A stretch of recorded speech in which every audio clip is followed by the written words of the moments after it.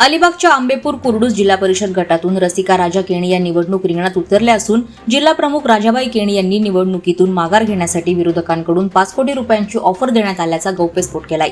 ही offer आपण ठामपणे नाकारल्याचं त्यांनी सांगितलं। रायगड जिल्ह्यात 30 जागा जिंकण्याचा निर्धार करत जिल्हा परिषदवर भडकवा फडकवणार असल्याचा विश्वास त्यांनी व्यक्त केला। जनतेचा भरघोस पाठिंबा मिळत असल्याने विजय निश्चित असल्याचंही त्यांनी नमूद केलं।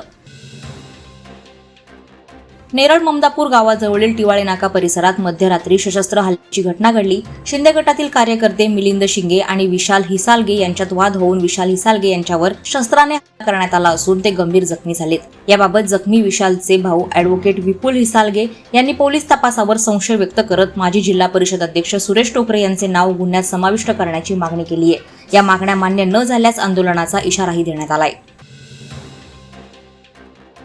उरण तालुक्यात जलजीवन मिशन अंतर्गत टाकण्यात आलेल्या पाईपलाईनला मोठ्या प्रमाणात गळती लागली असून हजारो लिटर पाणी वाया जात आहे। प्रत्येक घरात शुद्ध पाणी पोहोचवण्याच्या उद्देशाने ही योजना राबवली जात आहे। मात्र निकृष्ट दर्जाच्या कामामुळे काही महिन्यातच पाईपलाईन फुटण्याचे प्रकार वाढलेत। उरण तालुक्यात सुमारे 10 कोटी रुपयांची कामे सुरू असून अनेक गावातून तक्रारी दाखल झाल्यात। प्रशासनाच्या दुर्लक्षामुळे भ्रष्टाचार झाल्याचा आरोप नागरिकांकडून होत असून या प्रकरणाची सखोल चौकशीची मागणी करण्यात येते।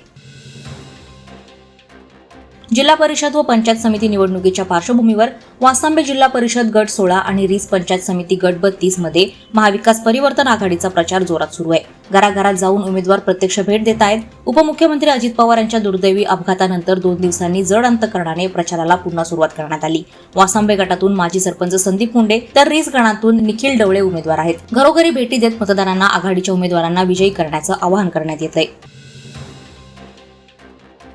गोरेगाव जिल्हा परिषद गटातील मौजे लोणेरे येथे शिवसेना उभाटा पक्षाच्या प्रचार कार्यालयाचं उद्घाटन करण्यात आलं। यावेळी उमेदवार नरेश आयरे, महिला जिल्हा प्रमुख स्वीटी गिरासे, वंचित बहुजन आघाडीचे तालुकाध्यक्ष रोहन साळवी यांच्यासह पदाधिकारी व कार्यकर्ते उपस्थित होते। शिवसेनेने प्रचारात आघाडी घेतल्याचा दावा करत पक्षाला मोठा जनसमर्थन मिळत असल्याचे नरेश आयरे यांनी सांगितले।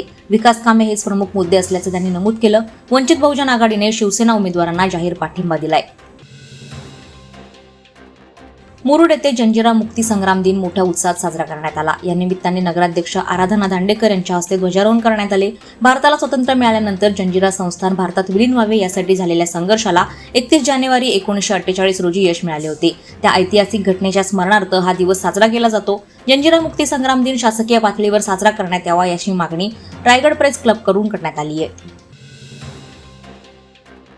कार्मेल कॉन्व्हेंट स्कूल खोपोली येथील स्काउट गाईड विद्यार्थ्यांनी 77व्या प्रजासत्ताक दिनानिमित्त रायगड जिल्हा शासकीय ध्वजारोहण कार्यक्रमात उत्कृष्ट बँड संचलन आणि बँड प्रदर्शन सादर केलं। अलिबाग येथील जिल्हा पोलीस परेड ग्राउंडवर झालेल्या या कार्यक्रमात पालकमंत्री भरतशेठ गोगावले यांच्यासह अनेक मान्यवर उपस्थित होते। लखनौ येथे झालेल्या 19व्या राष्ट्रीय जंबोरीत या विद्यार्थ्यांनी राष्ट्रपतींना मानवंदना दिली होती। राष्ट्रीय स्तरावरील यशामुळे या पथकाला विशेष आमंत्रण देण्यात आले होते। विद्यार्थ्यांच्या शिस्तबद्ध संचलनाचे यावेळी कौतुक झाले।